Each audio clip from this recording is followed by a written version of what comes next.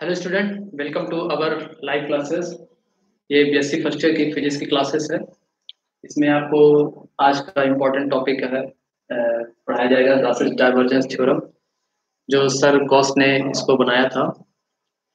इस गॉस की divergence theory के अनुसार अगर हम बात करें तो गॉस की डाइवर्जेंस ये कहती है कि किसी पर्टिकुलर सिस्टम में उसका जो आयतन है, किसी भी आयतन भी आयतन भी के द्वारा वेक्टर फील्ड ए का डाइवर्जेंस का आयतन समाकलन उस पृष्ठ के आयतन के पृष्ठ के आपके वेक्टर क्षेत्र ए के पृष्ठीय समाकलन के बराबर होता है। एक बार पुनः समझते हैं कि इस किसी भी आयतन भी पर लिया गया वेक्टर फील्ड ए, किसी भी आयतन भी पर वेक्टर फील्ड पर लिया गया वेक्टर फील्ड ए का डाइवर्जेंस का आयतन समाकलन उस आयतन पर स्थित पृष्ठ का पृष्ठीय समाकलन के बराबर होता है। इसको हम फॉर्मूले के रूप में देखें तो हमारा हो जाता है ये आपका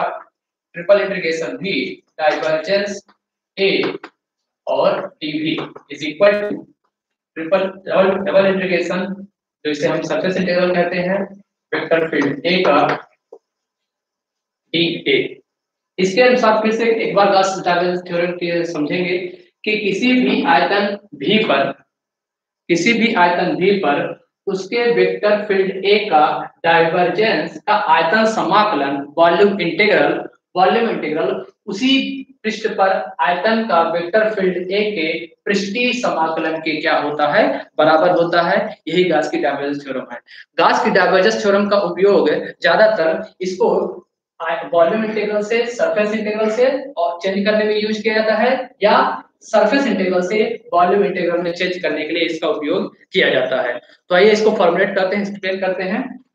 जहां पे डाइवर्जेंस का मतलब क्या हुआ, तो डाइवर्जेंस ए का जो मतलब हुआ है, हम डाइवर्जेंस की बात करें तो डाइवर्जेंस आपका होता है डेल ऑपरेटर। इसे आप डेल ऑपरेटर कहते हैं। जब डाइवर्जेंस ए होता है तो उनके बीच में डॉट प्रोडक्ट होता है, ये ध्यान रखने वाली बात है। जब डाइवर्जेंस ए होता है तो उसका डाइवर्जेंस का मतलब यहाँ पे डेल हो गया, और डाइवर्जेंस ए का मतलब डेल डॉट ए होता है। जहां पे डेल का मतलब अगर हम समझें तो डेल का मतलब आपका होता है क्या, I cap del upon del X. ये तीनों डायमेंशन के लिए होता है। I cap del upon del x plus J cap del upon del Y plus के cap del upon del Z, del upon Z. ये आपका हो गया डेल ऑपरेटर के लिए। वहीं आपका ए ऑपरेटर वेक्टर फील्ड ए को रिप्रेजेंट करेगा ए, तो वेक्टर ए आपका हो जाएगा आई, ये तीनों डायमेंशन के लिए, एक्स एक्सिस के लिए, वाई एक्सिस के लिए और जेड एक्सिस के लिए। तो एक्स एक्सिस के लिए क्या हो जाएगा आपका I cap A X, X factor के लिए आपका ए एक्स हो गया, वाई फैक्टर के लिए हो जाएगा ए वाई, और प्लस जेड फैक्टर के लिए आपका हो जाएगा के कैप और ए जेड। अगर इन दोनों इक्वेशंस को हम समेशन फॉर्म पे लिखें तो आपका हो जाएगा del dot A is equal to, इन दोनों का मल्टीप्लाई डॉट डॉट प्रोडक्ट है, तो आपका हो जाएगा I cap del upon del x plus J del upon del Y plus के cap del upon del Z. इनके बीच में डॉट प्रोडक्ट आ जाएगा और आपका ये ए वाला फंक्शन, तो आपका हो जाएगा I cap A x plus J cap A Y plus के कैप ए जेड।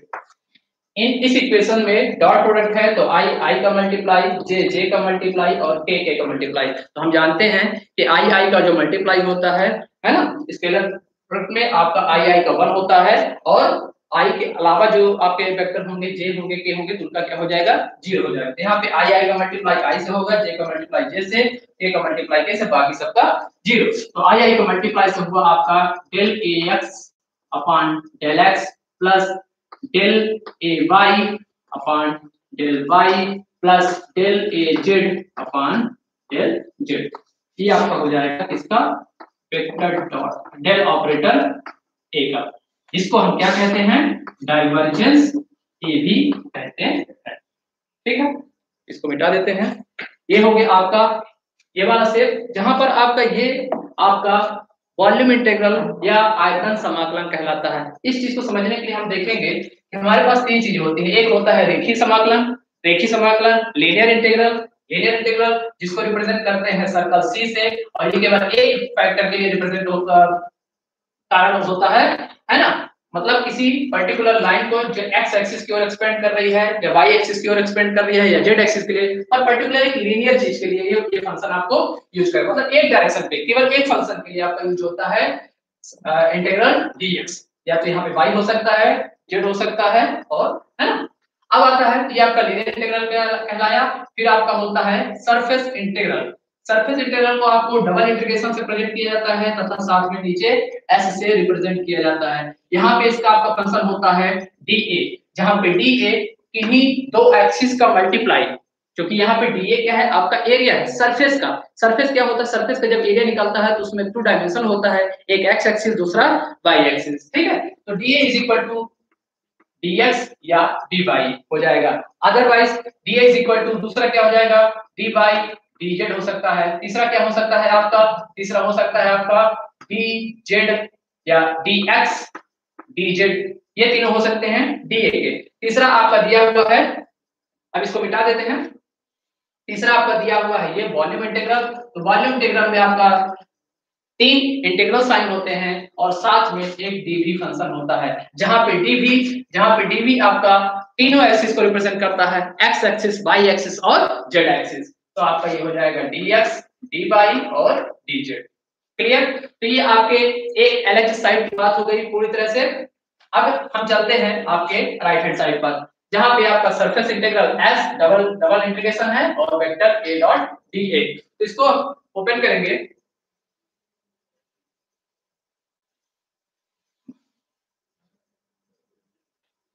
तो आपका डबल इंटीग्रेशन है ना, a आपका दिया ही है जैसे पहले ही बताया था। वेक्टर a आपका जो होगा वो i ax j प्लस का रहेगा ay और प्लस k का है az, ठीक है। बट da आपका क्या होगा, da आपका एक स्मॉल एरिया है, स्मॉल एरिया को रिप्रेजेंट करेगा सूक्ष्म जो माइक्रो एरिया कहलाएगा। तो अब आपका x फैक्टर के लिए इसका हो जाएगा i dax j day plus k cap daz। इन दोनों का मल्टीप्लाई हो जाएगा, vector a dot da is equal to आपका हो जाएगा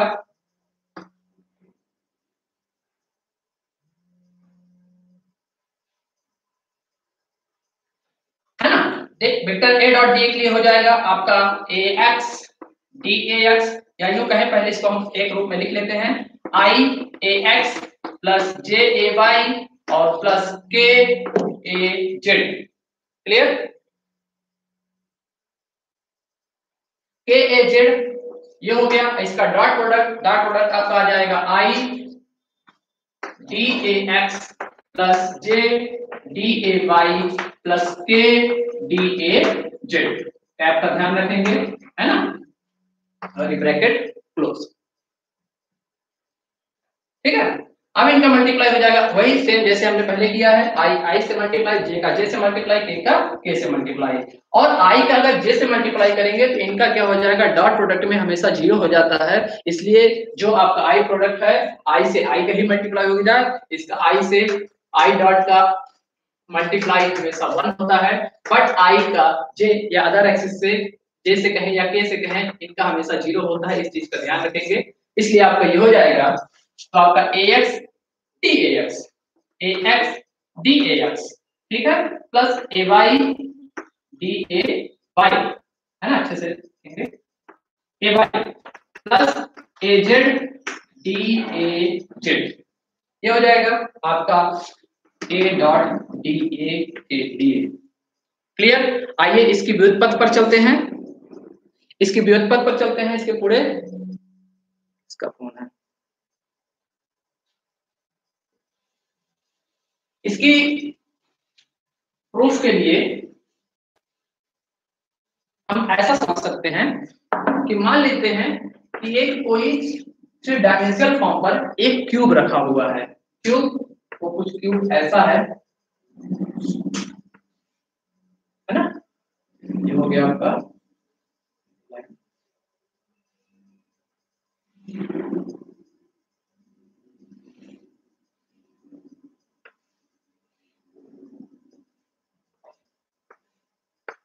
मान लिया हमने एक क्यूब ले लिया, इसका ये आपका एक्स एक्सिस, ये वाई एक्सिस और ये आपका जेड एक्सिस, जिसका ये वाला सेप अलग साइड है ना, फेस आपका P1 का P2 कहलाएगा और ये वाला फेस आपका P1।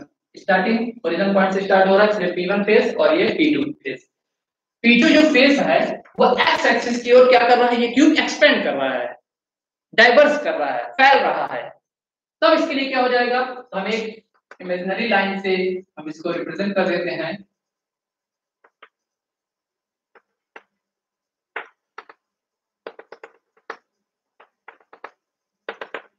ठीक है, तो अगर P2 की पोजीशन की बात करें, P2 के पोजीशन की बात करें,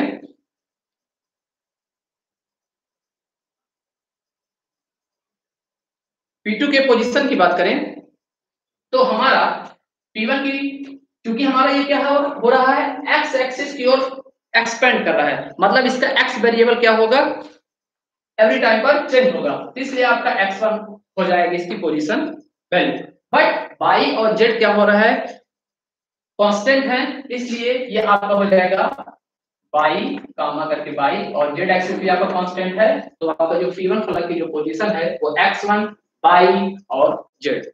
सेम इसी प्रकार P2 फेस के लिए बात करें, P2 फेस के लिए बात करें तो P2 फेस की जो पोजीशन होगी वो होगी x2 y और z, P2 फेस की पोजीशन की होगी। ठीक है, तो आप इसका लिए फार्मूला हो जाएगा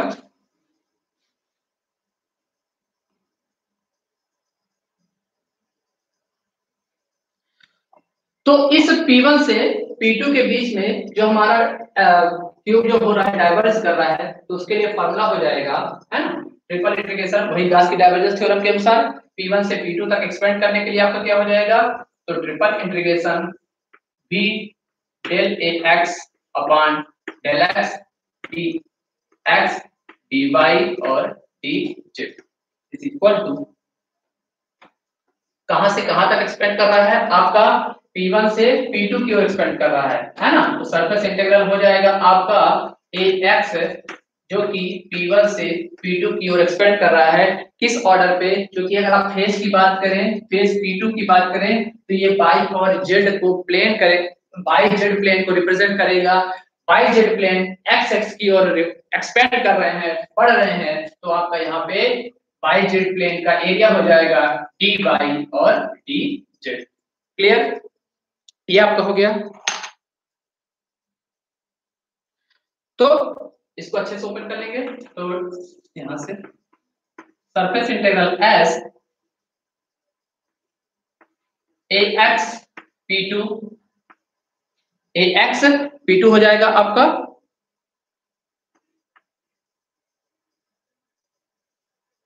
lower limit minus higher limit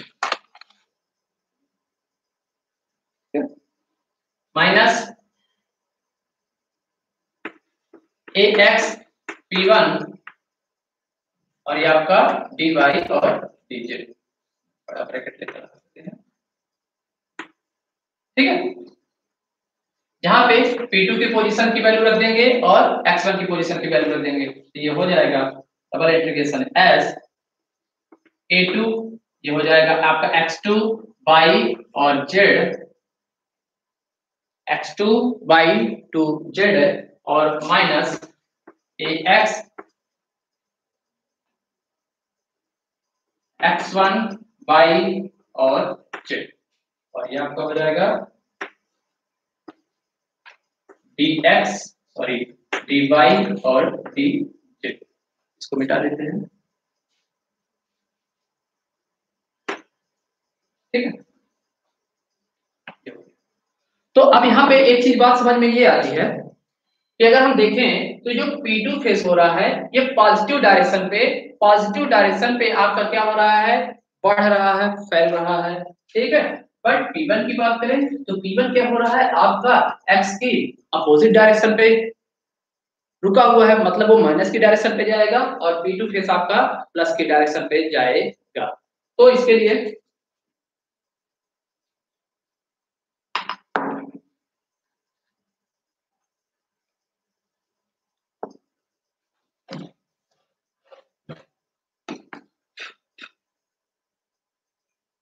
इस चीज को मिटा दिया जाए, नहीं है।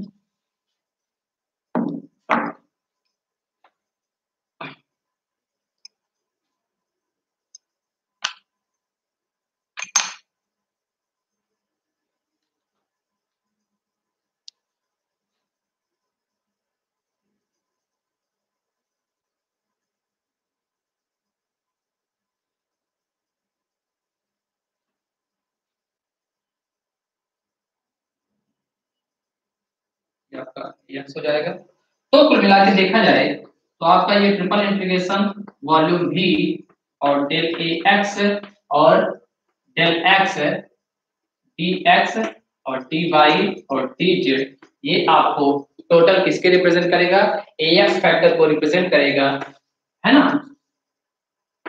Surface integral s ax dA sorry dA नहीं dy और dz, ठीक है। तो ये हो गया, हमने देखा कि x एक्सिस के लिए इसी प्रकार क्रमिक हम y एक्सिस के लिए और z एक्सिस के लिए तीनों के लिए अलग-अलग इक्वेशंस निकाल लेंगे तो हमारे इक्वेशन इसी प्रकार के आएंगे।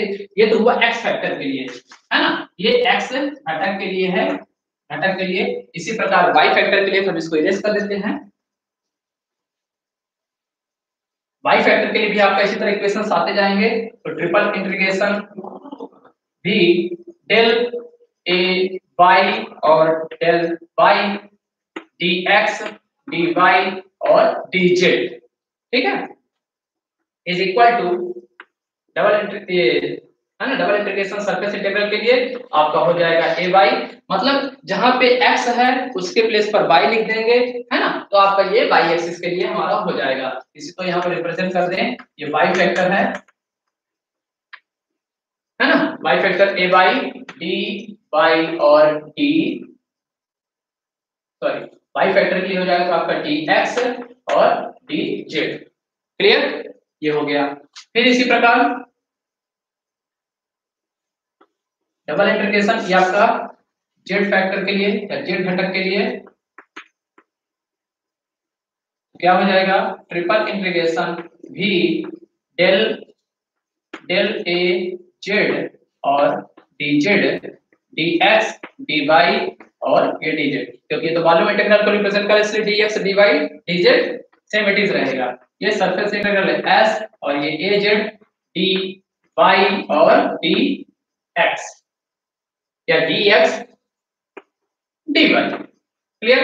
इन तीनों इक्वेशंस को, इक्वेशन फर्स्ट, इक्वेशन सेकंड और इक्वेशन थर्ड को हम कंबाइन करके एक साथ लिख देते हैं, या x y z तीनों फैक्टर को प्लस करने पर हमारा एक नया इक्वेशन निकलेगा।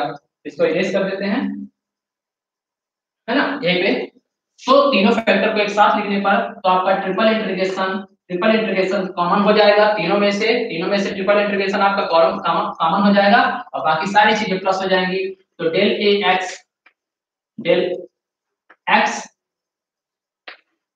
Plus del ay del y plus del az del z और इसी प्रकार dx dy और dz कॉमन हो जाएगा तीनों में से, तो dx dy और dz इज इक्वल टू, इसी प्रकार यहां से आपका सरफेस इंटीग्रल तीनों कॉमन हो जाएगा, dx dy dz आपका साथ में, है ना, या यूं कहें।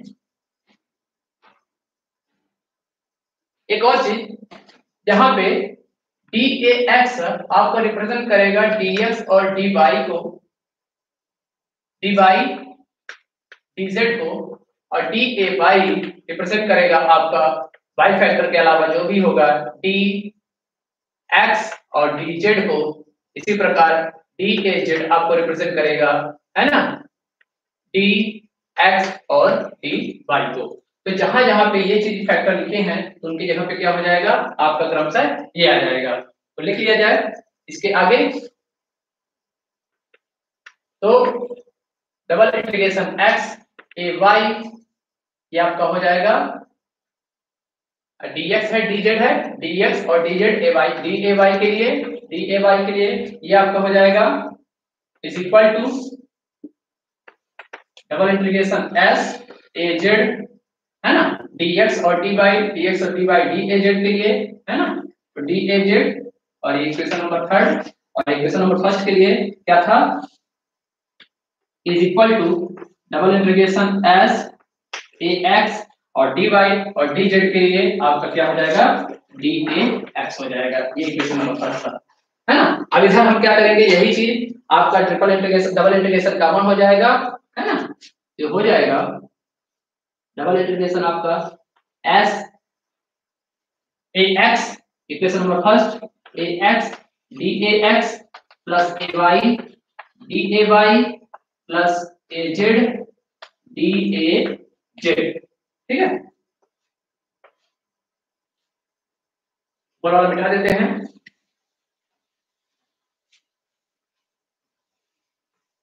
अब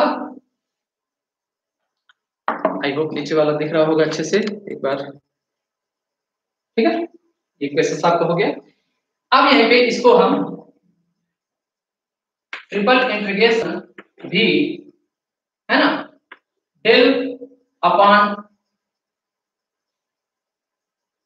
या यूं कहें आई जे के फॉर्म में इसको कन्वर्ट कर लेते हैं, तो i del upon del x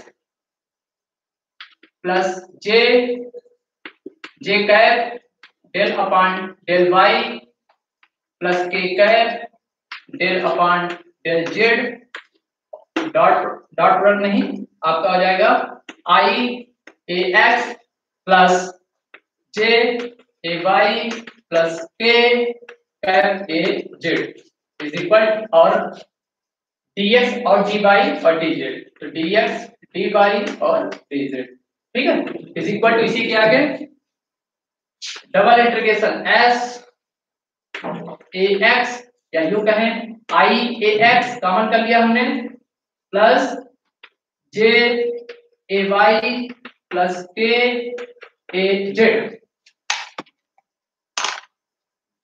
az और ये ब्रैकेट क्लोज, है ना। फिर आपका हो जाएगा ये आपका dAx बचा, तो dAx i cap dAx plus j cap day plus k cap dAz, clear. तो हमने आपको पहले ही बता दिया है कि जहां पे ये आपको क्या रिप्रेजेंट करेगा डेल ऑपरेटर को, ये आपको क्या प्रेजेंट करेगा ए फैक्टर को, ये आपका ए फैक्टर को, और ये आपका क्या हो जाएगा एरिया ऑफ टीए के लिए।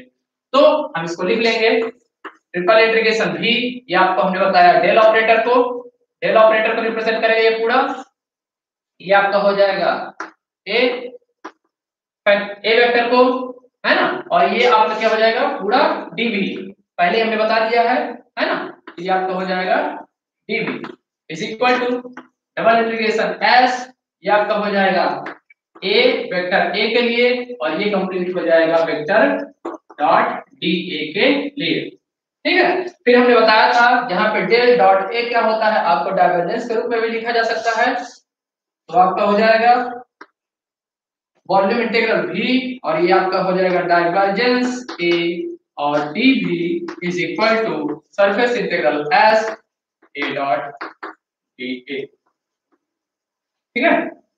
तो आपका ये व्यंजक प्रूफ हो गया, यही है गॉस की डाइवर्जेंस थ्योरम। उम्मीद करता हूं आप लोगों को समझ में आया होगा। अगर किसी प्रकार की कोई क्वेरी होती है, कुछ क्वेश्चन पूछना होता है, तो आप कमेंट बॉक्स में जाएं, कमेंट्स करें। Thank you so much.